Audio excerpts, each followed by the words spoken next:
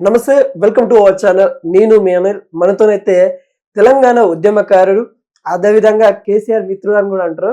గాదా ఈయన సార్ అయితే ఉన్నారు. సార్ నమస్తే సార్. నమస్తే అమ్మా. సార్ ఇదేదైతే లగచెర్ల ఉందో ఆ ఇష్యూ ఈరోజు ఢిల్లీకి కూడా వెళ్ళింది. అక్కడ ఢిల్లీలో కూడా కంప్లైంట్ ఇవ్వడం అయితే జరుగుతూ ఉంది. హ్యూమన్ రైట్స్ వాళ్ళకి, ఎస్సీ ఎస్టీ వాళ్ళకు కూడా ఇవ్వడం అయితే జరుగుతుంది. అసలు ఎలా చూస్తారు అసలు ఆ టాపిక్? అసలు ఆడ నిజంగానే రైతులని కొట్టిన విధానం కానీ, ఆ లంబాడికి సంబంధించిన వర్గానికి సంబంధించిన మహిళలను ఇబ్బంది పెట్టిన తీరు కానీ, పోలీసుల తీరు ఎలా చూస్తారు? లగచర్ల ఏదైతే మొన్న జరిగినటువంటి సంఘటనని అదేదో ఒక్క రోజులో అదేదో జరిగిందనేది వాస్తవం కాదు.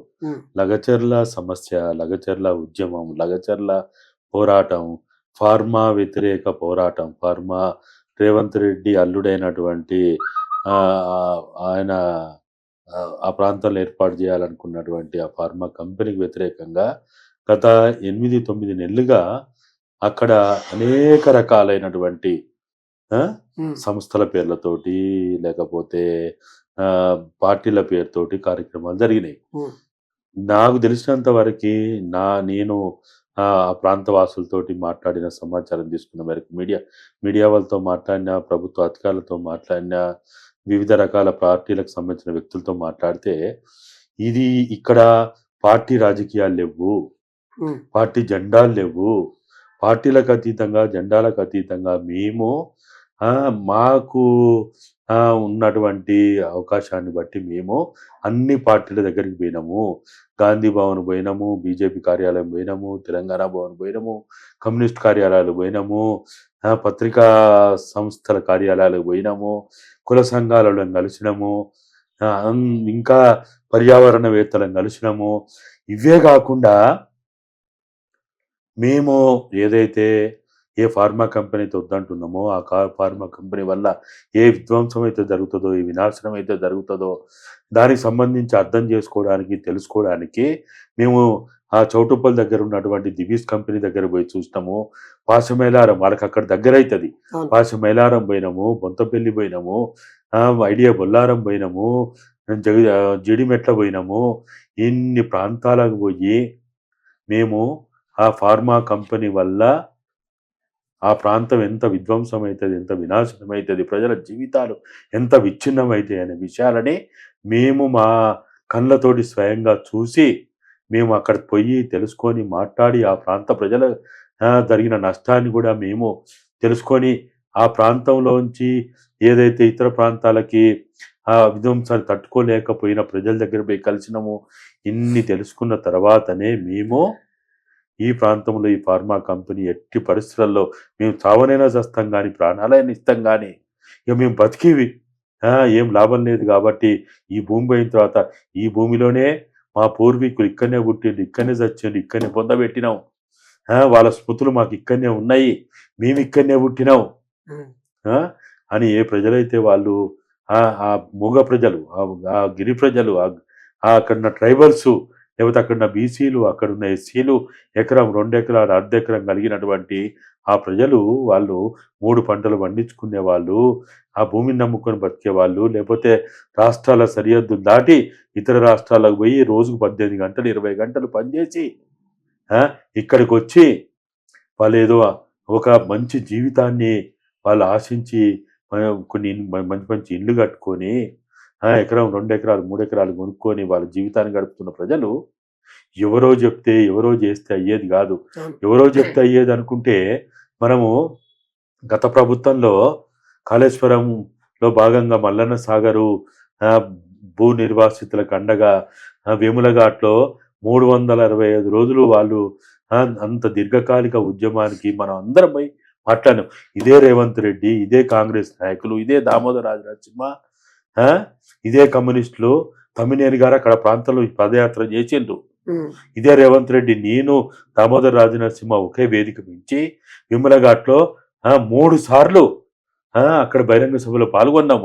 మరి అప్పుడు అక్కడ కూడా నాకు తెలిసి 2 సార్లు ఆ ప్రాంతానికి వచ్చిన, గ్రామాల్లోకి వచ్చిన పోలీసుల్ని, ఎస్ఐలని, సిఐలని, డిఎస్పీని పొలాల్లో పడి ఉరికిచ్చి పరారైతడు చేసిండ్రు. మరి అధికారులు ఎవరిని ఊర్లలోకి రానియలే.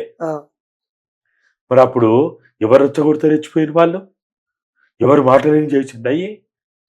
కాదు కదా! అవునవును. మరి ఆ రోజు మనం పోయి అక్కడ పోయి ప్రజల్లో ఎన్నో సార్లు మేము ఆఖరికి సుమారు వందల వేల మంది ప్రజల్ని వందల వాహనాల్లో collector office Sangareddy collector office కూడా మేము తీసుకుపోయినాం. వినతి పత్రాలు ఇప్పించినాం. ఆ వినతి పత్రాలు ఇచ్చిన దాంట్లో నేనున్నా, దామోదర రాజనరసింహ ఉన్నాడు, టీడీపీ వాళ్ళు ఉన్నారు, కమ్యూనిస్ట్ వాళ్ళు ఉన్నారు, అందరు ఉన్నారు కదా. అంటే ఒక ప్రభుత్వ ప్రయోజనం దృష్టిలో పెట్టుకొని ఏర్పాటు చేసిన నీటిపారుదల ప్రాజెక్టుకి భూములు ఇయ్యమంటేనే అంత పెద్ద ప్రొటెస్ట్ వచ్చింది. ఇది ప్రభుత్వ రంగ సంస్థ కాదు, అదొక గుడి కాదు, అదొక బడి కాదు, అదొక హాస్పిటల్ కాదు, అదొక రవాణా సౌకర్యం కోసం రహదారుల కోసం భూమి ఇచ్చేది కాదు. ఒక ఆ ప్రాంత ప్రజల్ని విధ్వంసం చేసేటువంటి, నాశనం చేసేటువంటి అన్ని రకాల కాలుష్యం, వాతావరణ కాలుష్యం, నీటి కాలుష్యం, అన్ని రకాల కాలుష్యం కారణంగా విధ్వంసం గురి చేసే ఫార్మా కంపెనీకి భూములు ఇయ్యమంటే ఎవడిస్తాడు? నువ్వు ఇస్తావా? ఇది ఇయ్యమనండి. రేవంత్ రెడ్డి స్వగ్రామం, రేవంత్ రెడ్డి మండలంలో పోయి పెట్టుకోరాదు. ఇంకోటి చాలా మంది ఇందాక మీరు చెప్పినట్టుగా అక్కడ రాజకీయాలు చేయడానికి, అంటే పార్టీలను ఇన్వాల్వ్మెంట్ చేయడానికి చూడట్లేదు, అక్కడ గ్రామ ప్రజలు కూడా చెప్తా ఉన్నారు. కానీ దీని మీదనే రాజకీయం చేస్తా ఉంది. ఇటు కాంగ్రెస్ దాని మీదనే రాజకీయం చేస్తా ఉంది, ఇటు బీజేపీ దాని మీదనే రాజకీయం చేస్తా ఉంది, ఇటు బీఆర్ఎస్ కూడా దాని మీదనే రాజకీయం చేస్తా ఉన్నాయి. ఏం చేస్తారు? వీళ్ళ రాజకీయాల వల్ల అక్కడ రైతులు ఇబ్బంది పడతా ఉన్నారు. దాన్ని ఎలా చూస్తాము? అంటే రాజకీయ పార్టీలు ఏదో చెప్తేనో, లేకపోతే వీళ్ళు రెచ్చగొడితేనో, వీళ్ళంతా శవాల మీద పేలాలేరేటోళ్ళు వీళ్ళు. ఈ ఉద్యమం వాళ్ళు మీ మీ రాష్ట్ర కార్యాలయాలకు వచ్చినప్పుడేమి ఎవడు పట్టించుకోలే.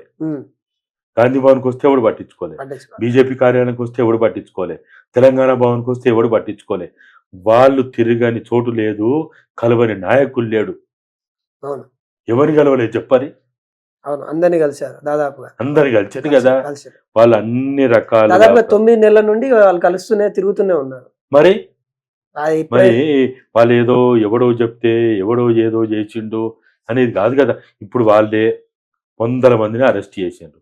అరెస్ట్ కావించబడి దాంట్లో కాంగ్రెస్ వాళ్ళు ఉన్నారు, బీజేపీ వాళ్ళు ఉన్నారు, బీఆర్ఎస్ వాళ్ళు ఉన్నారు, అందరు ఉన్నారు. రాజకీయ పార్టీలు అన్న తర్వాత ప్రతి గ్రామంలో అన్ని పార్టీలు ఉంటాయి, అన్ని కుల సంఘాలు ఉంటాయి. ఎవరు లేడు దాంట్లో? ఉన్నారు కదా.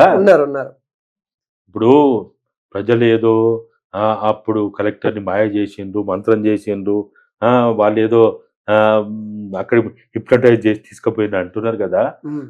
ఆ కలెక్టరు ప్రజాభిప్రాయ సేకరణ ఉండడానికి 15 రోజులు 20 రోజుల ముందే కాంగ్రెస్ పార్టీ మండల నాయకులు ఆ గ్రామం పోతే ఆల్మోస్ట్ వాళ్ళు కిడ్నాప్ చేసినట్టు చేసి ఒక రూమ్ లో బంధించి మా సమస్యను ఏదో తేల్చమని అడిగిండ్రు వాళ్ళు.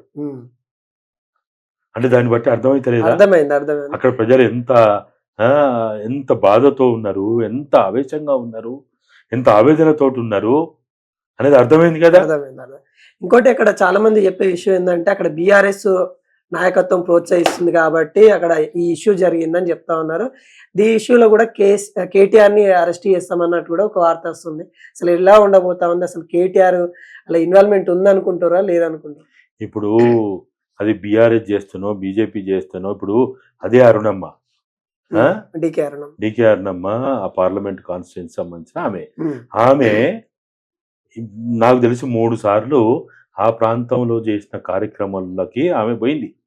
ఏదైతే ఫార్మా కంపెనీ వ్యతిరేకంగా వాళ్ళు అక్కడికి పిలిపించుకుంటేనో, విన్నవించుకుంటేనో, లేకపోతే వీళ్ళు మామూనారు పోతేనో దాదాపు 6 నెలల నుంచి ఆమె ఈ సమస్యతోటి, ఈ బాధితులతోటి ఆమె కలిసి మాట్లాడుతున్నది. ఆమెకు వీలైనప్పుడు అక్కడికి పోయింది, వాళ్ళు అక్కడికి వస్తే మాట్లాడింది. ఇవన్నీ జరిగినాయి కదా. మరి ఒక బీజేపీ చేస్తున్నా, ఒక బీఆర్ఎస్ చేస్తున్నా, ఒక కాంగ్రెస్ చేస్తున్నా జరిగింది కాదు ఇది. దీంట్లో పార్టీలకి రాజకీయాలకు ముడిపెట్టి మనం మాట్లాడుకోవడం కూడా ఇప్పుడు మేము చాలా సందర్భాలు చూస్తూ ఉంటాం. పోలీసుల మధ్య ప్రజల మధ్య, పోలీసుల మధ్య నక్సలైట్ల మధ్య ప్రజలు ఇబ్బంది పడుతున్నా అంటారు. తప్పది. సమస్య ముఖ్యం అక్కడ. పోలీసుల మధ్య నక్సలైట్ల మధ్య ప్రజలు ఏమి అంత అమాయకులయ్యి వాళ్ళు ఏమి బాధపడరు. వాళ్ళు ఇవాళ కావాల్సింది వాళ్ళు రాజకీయ పార్టీలు వచ్చినా రాకున్నా, ఆ, ఏది వాళ్ళు సహాయం చేసినా చేయకున్నా, ఆ, ఉమ్. వాళ్ళు పోరాటాన్ని ముందుకు తీసుకుపోతూనే ఉంటారు.